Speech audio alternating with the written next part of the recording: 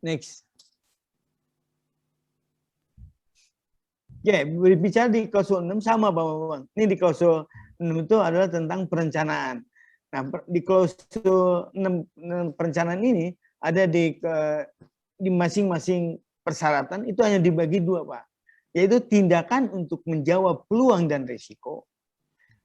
6.2-nya adalah sasaran manajemen terintegrasi, ya, termasuk perencanaan untuk mencapai sasaran. Hanya dua yang diminta oleh PAS tersebut.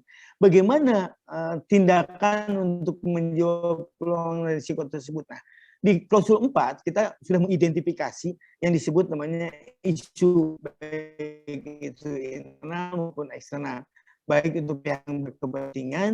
Nah, dari situ apakah ada peluang atau risiko? Maka diidentifikasilah di dalam klausul 6 ini, di dalam perencanaan, kita harus melakukan tindakan terhadap peluang dan risiko yang di masing-masing proses tersebut. Next. Nah, di klausul 6 ini berbicara mengenai peluang dan risiko, maka bila merencanakan sistem yang terintegrasi, organisasi harus mempertimbangkan isu yang mengacu pada klausul 41, dan persyaratan mengacu pada klausul 4.2 dan menetapkan risiko peluang yang dibutuhkan untuk memastikan bahwa sistem manajemen terintegrasi dapat mencapai hasil yang dimaksud, mencegah dan atau mengurangi dampak yang diinginkan dan mencapai perbaikan berkelanjutan. Organisasi harus merencanakan tindakan untuk menjawab risiko dan peluang. Bagaimana mengintegrasikan dan mengimplementasikan dalam proses sistem manajemen terintegrasi dan mengevaluasi efektivitas tindakan tersebut. Dari klausul 6.1 tersebut, itu ada yang disebut namanya format, khusus mengenai identifikasi terhadap isu internal dan isu eksternal. Dan itu akan berpengaruh terhadap mutu, lingkungan, dan atau K3. Secara prosedur, di klausul 6 ini, ya, diintegrasikan, itu dibuatkan suatu sistem operasi prosedur tentang tindakan, peluang, dan resiko. Menjawab peluang resiko. Itu bisa dibuatkan semacam prosedur, bisa diintegrasikan. Nah, bagaimana dengan formatnya? Ini pun sama, yang disebut namanya assessment atau risk assessment. Sama seperti itu. Dan di klausul 6 ini bisa diaplikasikan atau diintegrasikan dengan menggunakan satu form, yaitu adalah risk assessment. Selanjutnya ada di klausul 6.2. Nah, 6.2 ini adalah mengacu kepada sasaran yang terintegrasi dalam berdasarkan prinsip yang tadi bilang SMART. Nah, tentunya kita ada yang disebut namanya kebijakan mutu. Di dalam sasaran target, baik itu mutu, lingkungan, dan ataupun safety, itu harus mengacu kepada SMART framework. Nah, di mana adalah mengacu kepada kebijakan mutu. Dan ini dibuat berdasarkan sentralisasi antar organisasi dan atau di masing-masing proses. Tentunya adalah sasaran target ini bisa diintegrasikan menjadi satu kesatuan dengan kebijakan. Maka dengan demikian di klausul 6 itu bisa diintegrasikan dengan membuat prosedur dan sasaran target mutu atau format, ya, baik itu mutu, lingkungan, bisa diintegrasikan. Maka di klausul 6 itu adalah bisa diintegrasikan dengan PAS 99 itu. Next. Nah, di klausul 7 ini khusus untuk sumber supporting, biasanya disebut bahwa next.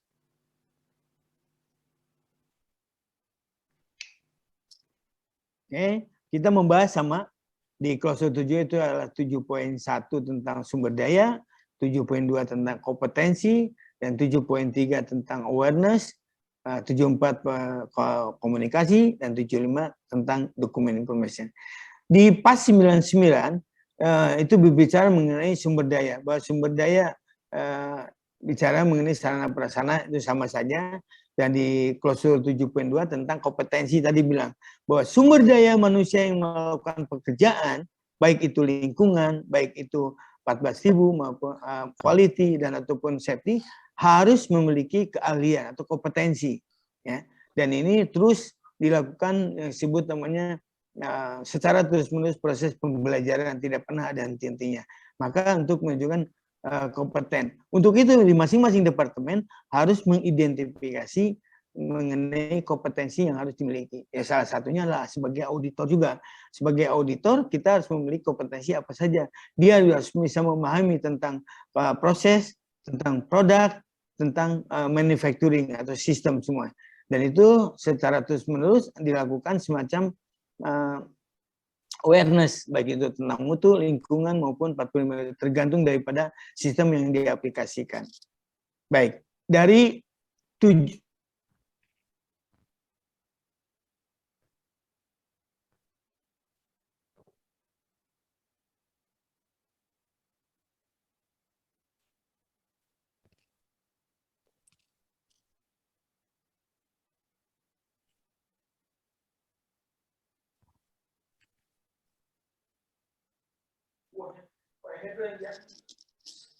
Mohon maaf ada koneksinya putus sebentar.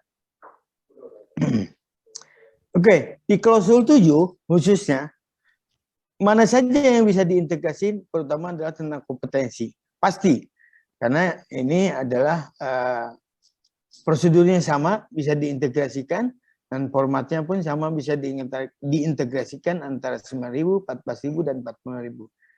Next, Dok.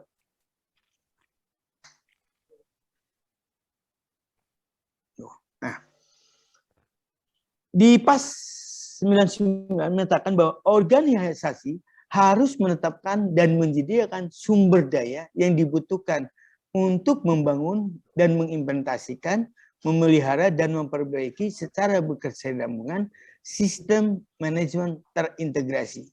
Nah, di sini menetapkan standar kompetensi, berarti adalah berdasarkan pendidikan, pelatihan yang sesuai berdasarkan pengalaman untuk proses yang berdampak pada sistem, berdampak terhadap mutu, berdampak terhadap lingkungan, dan berdampak terhadap 14.000. Dan tentunya harus mengevaluasi keefektifan tindakan yang diambil. Dan semua informasi yang relevan dengan terdokumentasi sebagai bukti kompetensi. Jadi di pas 99 sama seperti yang dilakukan oleh persyaratan ISO 9000, dan lainnya, di mana sumber daya yang manusia yang melakukan pekerjaan harus memiliki keahlian, kompetensi, ya, berdasarkan pendidikan, pelatihan, dan lainnya. Seperti itu. Dan itu adalah di klausul 7.2 tentang kompetensi atau pengembangan sumber daya manusia, itu bisa diintegrasikan. Ada prosedur tentang pengembangan sumber daya manusia atau prosedur tentang pelatihan. Maka prosedur pelatihan ini kita integrasikan dengan persyaratan-persyaratan yang lainnya. Maka muncul di klausul 7.2 bisa diintegrasikan seperti itu. Oke, next. 7.3 tentang kesadaran bahwa organisasi harus memastikan bahwa setiap perusahaan harus memiliki kesadaran atas. Jadi orang yang bekerja di dalam organisasi harus peduli tentang kebijakan sistem manajemen terintegrasi, kontribusi kepada efektivitas sistem manajemen terintegrasi, termasuk manfaat kinerja sistem manajemen terintegrasi, dan meningkat. Dan implikasinya ketidaksesuaian dengan persyaratan sistem manajemen terintegrasi. Dan ini adalah tujuannya untuk melakukan terus-menerus mensosialisasikan melalui masing-masing unit kerja atau departemen terhadap kesadaran ini. Selanjutnya, dan ini kesadaran biasanya bisa dibuatkan dan bisa diintegrasikan. Nah, di klausul 7.4 komunikasi, organisasi harus menetapkan kebutuhan komunikasi baik internal maupun eksternal yang relevan dengan sistem manajemen terintegrasi, termasuk kapan dikomunikasikan, dengan siapa dikomunikasikan, apa yang dikomunikasikan. Maka biasanya dibuatkan suatu prosedur tentang komunikasi. Nah, komunikasi tersebut bisa diintegrasikan menjadi satu kesatuan, yaitu mengenai lingkungan, quality, dan ataupun 45.000. Nah, ini bisa diintegrasikan terhadap sistem tersebut. Klausul selanjutnya adalah klausul 5, apalagi yang ini, yaitu klausul poin 5 mengenai dokumen information. Nah, semua dokumen yang berhubungan dengan integrasi, baik itu level 1 tentang manual, tentang prosedur, Halo. di level 3. Ya, nanti saya Ada yang bocor nih. Oke. Di klausul P5 itu bagaimana cara membuat dokumen. Jadi dokumen-dokumen yang masing-masing sekarang diintegrasikan menjadi satu kesatuan, baik itu manual, baik itu prosedur, terkecuali biasanya instruksi kerja dan atau form-form yang lain. Dan ini adalah menjadi satu kesatuan dan ramping menjadi satu. Jadi Bapak sudah punya dokumen tersendiri yang terintegrasi yang disesuaikan dengan level 1 yaitu tentang manual, level 2 tentang prosedur, dan level 3 tentang instruksi kerja dan form ataupun reportnya. Nah, tentunya ada yang bisa diintegrasikan dan ada yang tidak diintegrasikan. Ya contohnya mengenai instruksi kerja. Ya instruksi kerja khusus untuk quality, untuk employment ataupun pasti akan berbeda. Ada yang bisa diintegrasikan dan ada yang tidak bisa diintegrasikan. Begitupun dengan format yang kita akan buat, yang akan kita develop. Oke, selanjutnya. Nah, ini informasi terdokumennya mengenai penilaian informasi. Nah, ini pun pengambil penggunaan penyimpanan termasuk pengawetan. Nah, dengan adanya informasi yang baik, semua dokumen informasi sekarang sudah berbasis web-based. Sudah berbasis dokumen sistem. Nah, maka dengan demikian bagi perusahaan-perusahaan yang ingin paperless, ingin menggunakan dokumen yang soft copy, yaitulah kita menggunakan yang disebut namanya dokumen informasi dan terkendali dengan menggunakan sistem informasi yang terdokumentasi dengan berbasis teknologi, yaitu information teknologi. Dan ini software ada, kita bisa digunakan ya tentunya dengan ada biaya atau cost lagi mengenai semua dokumen-dokumen itu diintegrasikan dengan menggunakan software. Saya pernah mengaplikasikan ini waktu di zaman Vale di Surwako. Itu dari masing-masing departemen ke departemen jauh banget, bahkan udah kilometeran lah. Nah, bagaimana cara mendistribusikan dokumen tersebut? Ya salah satunya adalah dengan menggunakan software tadi. Dan softwarenya pun direkomendasi kebetulan atau ada dia tidak mau menggunakan yang ada di Indonesia lokal tersebut dan masih diintegrasikan di Australia. Sehingga dia bilang, saya pengen dokumen yang terintegrasi ya, dengan sistem informasi. Jadi dokumennya udah software jadi. Dan itu sudah canggih seperti itu Pak, mengenai sistem dokumen informasi tersebut. Barangkali di klausul 7 itu yang disampaikan, karena ini berhubungan dengan kompetensi, itu bisa diintegrasikan, apalagi dokumen bisa diintegrasikan. Dan ini adalah rekomen bisa diintegrasikan. Oke. Pak Bambang barangkali ada masih on? Mungkin dari Pak Najirwan Raup dulu Pak, kayaknya mau nanya. Oke, siap. Baik Pak Najirwan, siap. Terima kasih. Tadi suara Pak Bambang terus tadi ya. Salam kenal Pak Bambang. Sama-sama Pak. Sama-sama Pak. Sama-sama belajar. Ya. Ini saya mau nanya Pak Yusuf. Ini kalau kita menilai gitu ya kesiapan kita udah ada ini ISO integrasi 3 ya, mutu, lingkungan dan K3. Nah kita mau masuk ke PAS. Nah itu penilaiannya itu persyaratan utamanya dan penilaian implementasinya itu kira-kira berapa persen itu yang bisa persyaratannya terpenuhi gitu Kak. Itu Kak, terima kasih. Baik, Pak Nirwan, karena Bapak sudah menerapkan ISO 9001, 14001 dan 45001, di PAS juga sama Pak. Klausulnya itu sama. Yang tadi saya bilang, Bapak tinggal mengganti dokumen atau prosedur yang terintegrasi tadi. Kan Bapak punya prosedur masing-masing tuh dari empat-empatnya. Ya. Yang saya tahu, ya gabungkan jadi satu prosedur. Itu sudah sangat efisien sekali. Dan implementasinya udah di ini Kang, udah dibikin integrasi, tapi belum ada bunyi pasnya gitu ya. Apa namanya, sistem manajemen tepat. ya, Jadi ya, menggantinya ini bagaimana? Kan baik. nggak mau bolak-balik tangan kan gimana? Kita sudah unik, kita sudah terpadu gitu. Kita bikin Ya. manual mutunya terpadu gitu. Iya. Nah, Bapak tinggal nambahin aja, Pak. Mengacu atau referensi berdasarkan PAS 99 tadi. Karena itu harus ada statement atau referensinya, Pak Nirwan. Nah, karena tadi Bapak kan udah ada beberapa yang terintegrasi, ada yang belum terintegrasi. Tapi acuannya tadi PAS 9. Kami seperti Pak Bambang, saya udah integrasi Pak Yusuf, tapi ngacunya kemana? Nah, ada acuannya. Nah, acuan itulah yang menyebabkan bahwa kita harus ada dasar hukumnya atau referensinya. Badan sertifikasi juga nanya, Pak. Nanti di badan sertifikasi itu nanti sertifikatnya keluar, ya. Integrated Management System based on PAS 99. Itu ada, Pak. Oh, gitu. Ya, jadi Bapak sertifikat yang 3 tadi jadi 1, Pak. Oke.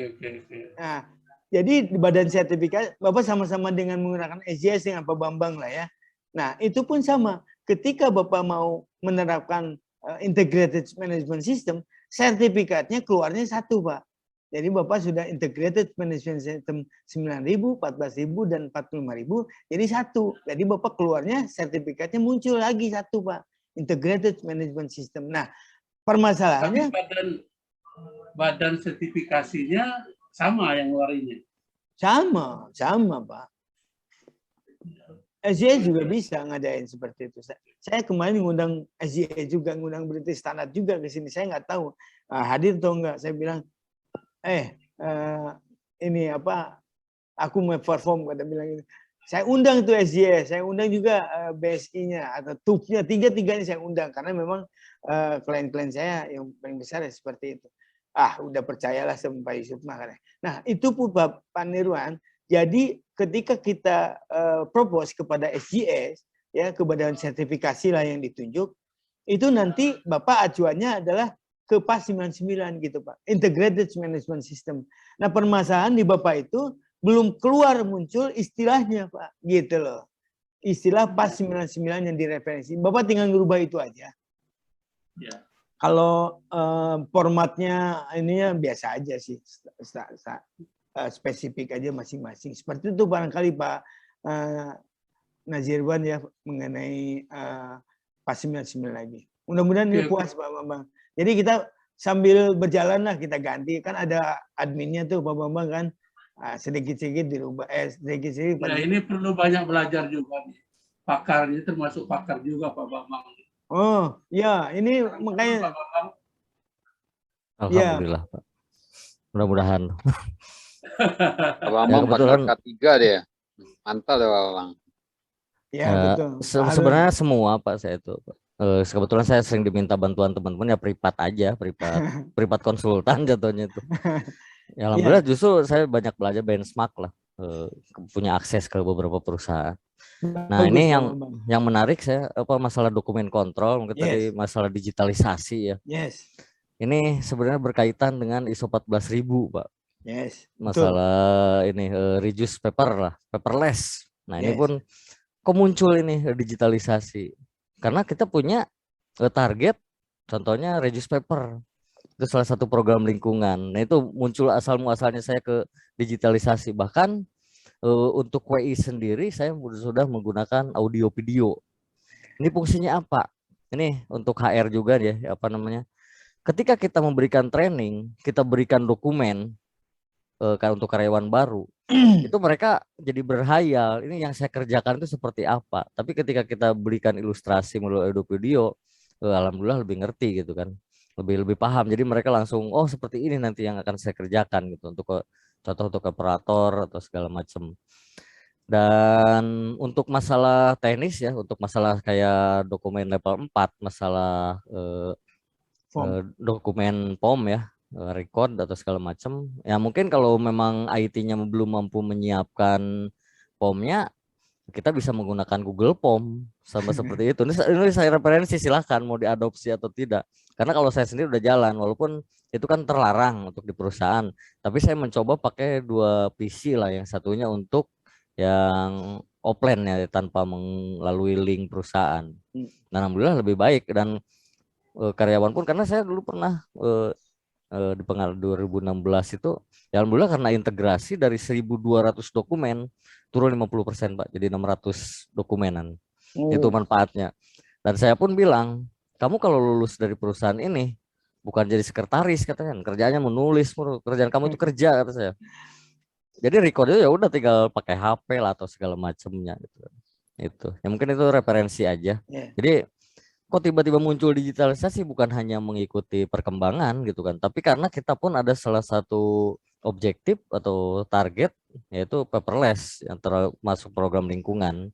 Itu salah satu contoh integrasi Pak yang saling berkaitan gitu. Itu aja Pak dari saya dulu. Ya, terima kasih Pak Bambang. Jadi ini memang studi kasus Pak Bambang.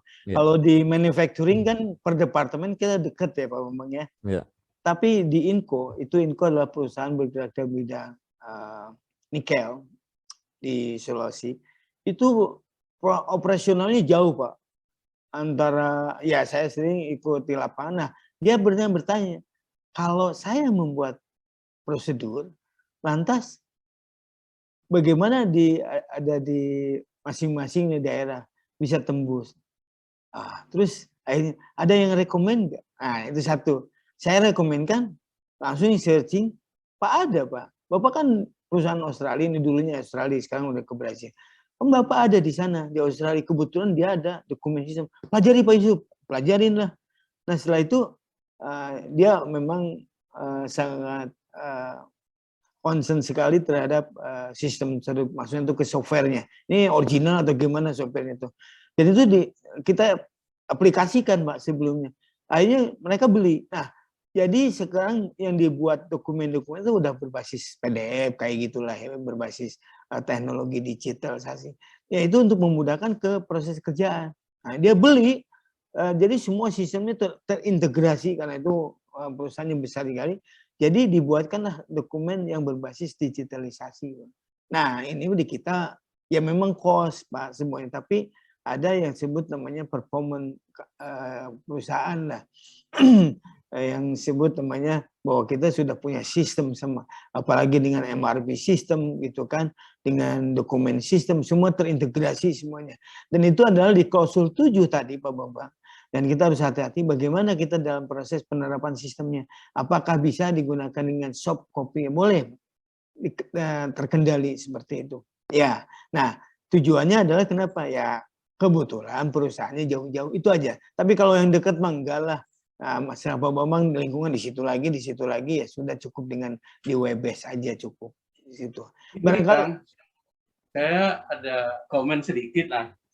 Mungkin dari Pak Bambang tadi kita juga udah mulai sistem itu. Kita kan ada 2 plan di Cikarang, ada di Jakarta. Cuma ya memang kalau kita membuat prosedur yang asli, memang kita harus membuat hard copy kan gitu ya, nggak bisa.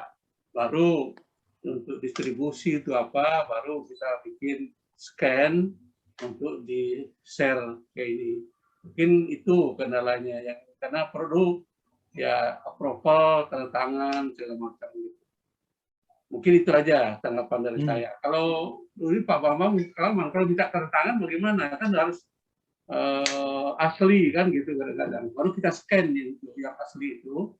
Nah yang asli itu dipegang oleh dokumen kontrol gitu. Mungkin itu levelnya 1, 2 ya, ini 2, 3 ya tadi.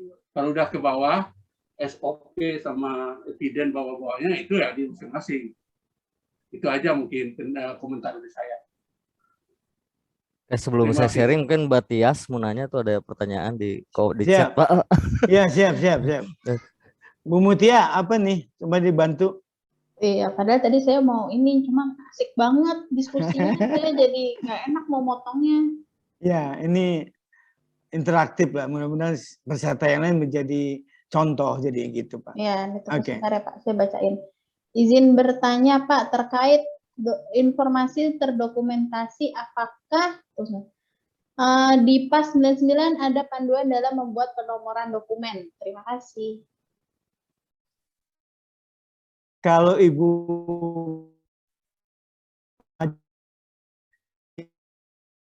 penomoran situ. Jadi memang ini adalah pintar-pintarnya Ibu untuk bagaimana cara menulis. Tidak ada kata istilah penomoran dokumen di dalam ISO. Bagaimana cara menomorkannya? Ya A1, A2. Itu kembalikan lagi kepada aturan main di perusahaan. Itu Bu Tia jawabannya, langsung to the point. Nah, makanya dibikinlah prosedur dokumentasi. Nah, prosedur dokumentasi salah satunya adalah penomoran pun diatur di situ supaya tidak ada komplikasi atau konflik dengan yang lain-lainnya. Maka di pengendalian dokumen di situ diatur dalam proses distribusinya, dalam proses pembuatan dokumennya, dalam pembuatan penomorannya. Kalau Ibu dibantu sama konsulan, wah, udah beres itu mah. Tapi kalau misalnya saya enggak Pak, nah, tidak ada yang mengatakan bahwa penomoran itu di dalam 499. Gitu Bu Mutia. Baik, semoga Bu Tias bisa terjawab ya pertanyaannya. Kemudian, dari Pak Danit atau Bu Danit, mohon maaf ini. Izin mau tanya Pak Yusuf, siapa yang melegalitasi sistem manajemen terintegrasi sudah sesuai dengan requirement PAS 99? Oke.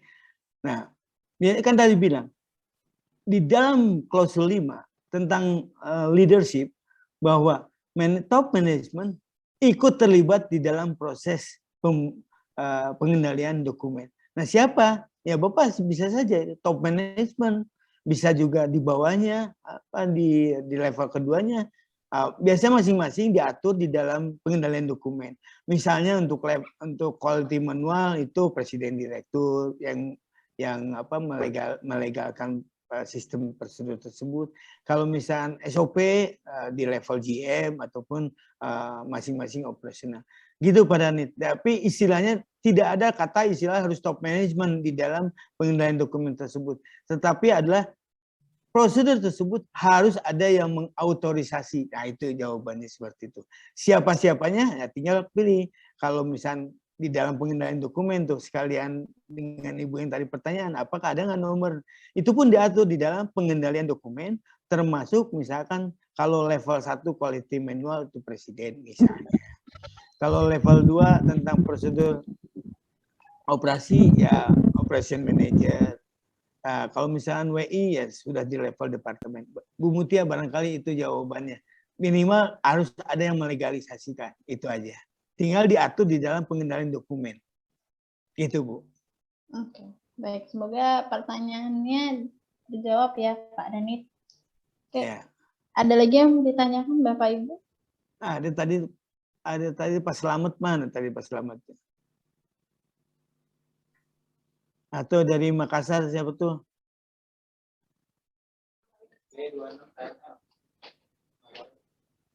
Mungkin tambahan dari saya Pak. Ya, oh Pak Bambang mau menambahkan boleh? Ini masalah kendala distribusi dokumen ya, Pak, legalitas, tanda tangan segala macam. Ya saya alami, alhamdulillah tidak ada masalah. Bahkan saya ketika audit dengan badan sertifikasi saya hampir tidak pernah mengeluarkan hard copy Pak. Jadi saya langsung butuh dokumen apa, saya pakai link, tinggal klik linknya saja langsung keluar. Alhamdulillah sambil belajar lah. Dan ketika distribusi pun itu kita file yang sudah bertanda tangan itu kita simpan di server. Jadi ketika departemen memang membutuhkan ya udah tinggal buka aja. Kalau memang badan sertifikasi ingin menunjukkan hard copy ya udah kita tunjukkan, kan ada gitu kan. Tidak perlu repot-repot sebenarnya. Dan selama ini saya 7 tahun integrasi tidak ada masalah gitu. Yang penting kalau memang butuh yang originalnya kita kasih. Cuma untuk mempercepat waktu audit Pak. Jujur aja. Jadi saya pun dengan 4 sistem tersebut saya 4 Mendes sudah selesai alhamdulillah gitu. Bahkan kita bisa inilah untuk yang lainnya untuk lebih ke improvement-nya. Contoh ini saya bocoran aja, rahasia perusahaan lah mungkin banyak yang tahu juga. Ketika kita propose suatu improvement gak di-approve, jadikan temuan gitu. Itu aja dari saya. Terus mungkin ini saya mewakili Pak Danid, mungkin Pak maksudnya ya, bahwa kita sudah sesuai dengan, mungkin benar atau tidak gak tahu ya Pak Danid. Mungkin maksud pertanyaannya adalah, apakah ketika kita sudah sesuai dengan PAS 99 itu, apakah ada contoh sertifikasi bahwa kita sudah sesuai dengan PAS 99 kayak gitu maksudnya mungkin ya. Ya gak tahu, mungkin sesuai juga yang dimaksud Bapak. Tapi kalau yang saya baca, penafsiran saya itu sih. Jadi, oh, dokumen Anda sudah sesuai dengan PAS 99. Itu mungkin. Nggak tahu saja. Iya. Oke. Betul, Pak Bambang. Terima kasih, Pak. Ya, Pak Danid, saya nggak baca, kebetulan dari Bu Mutia. Oke. Ketika Bapak sudah disertifikasi oleh badan mengenai manajemen integrated management system, dan itu sudah maka ya Bapak bisa dibilang Bapak bisa disertifikasi dan itu adalah sudah pas. Tapi sebelumnya ketika Bapak mau mengajukan ya Bapak harus verifikasi. Oke Pak Bambang, terima kasih atas koreksinya. Tadi saya bilang mengenai legalitas dokumen saya pikir. Tapi itu adalah mengenai legalitas mengenai kalau kita sudah sesuai dengan PAS 99 apakah badan sertifikasi mau meng-approve gitu. Bapak ngajuin lagi Pak. Jadi nanti ketika Bapak mau approval atau mengajukan integrated management system, itu Bapak ngisi form lagi ke badan sertifikasi, biasa ada EPC lah kalau di badan sertifikasi tersebut. Nah setelah itu Bapak ngerubah, ini pasti ada revisi dokumen terintegrasi. Nah Bapak kan pasti akan dikirimkan ke badan-badan sertifikasi. Nah ketika Bapak mau mengajukan integrated system tadi, tentunya kan sertifikat-sertifikat yang sebelumnya Bapak, tiga-tiganya sertifikat dalam setahun 3 kali, saya pengen setahun dengan 1 kali. Itu. Nah itu diajuin ke badan sertifikasi, nanti dari badan sertifikasi diverifikasi lagi. Kalau Bapak sudah memenuhi persyaratan tersebut, baru melakukan audit integrated system. Nah cuman kendalanya sekarang, pihak badan sertifikasi tersebut, semua auditornya harus memiliki kompetensi. Nah kompetensi apa berdasarkan yang tadi bilang, pendidikan, pengalaman, ya, pengetahuan, bisa bayangkan seorang auditor bisa nggak mengaudit tiga-tiganya? Misalkan, nah itu harus terregistrasi, dia juga harus memiliki kompetensi. Begitu biasanya seperti itu. Makanya Pak Bambang tidak salah. Jadi masing-masing ya 9.000 ada, 14.000 ada, 45.000 ada. Karena masing-masing masing-masing auditor pun belum memiliki integrated system. Nah itu sedang diolah lagi, nanti muncul lagi lah mungkin barangkali apa keputusan-keputusan dari integrated, dari IRH-nya sendiri bagaimana, apakah ada nggak yang harus integrated management system, apa kompetensi yang harus dimiliki, nanti itu dikaji lagi Pak bisa. Maka Pak Bambang auditnya tinggal tang-tang 7 orang datang, buset banyak kan sekali, karena kenapa tiga-tiganya dia audit dan masing-masing berbeda-beda.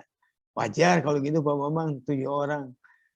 Saya rasa sih itu merupakan salah satu paling terbanyak ya Pak Bambang, 7 orang datang seperti itu auditnya.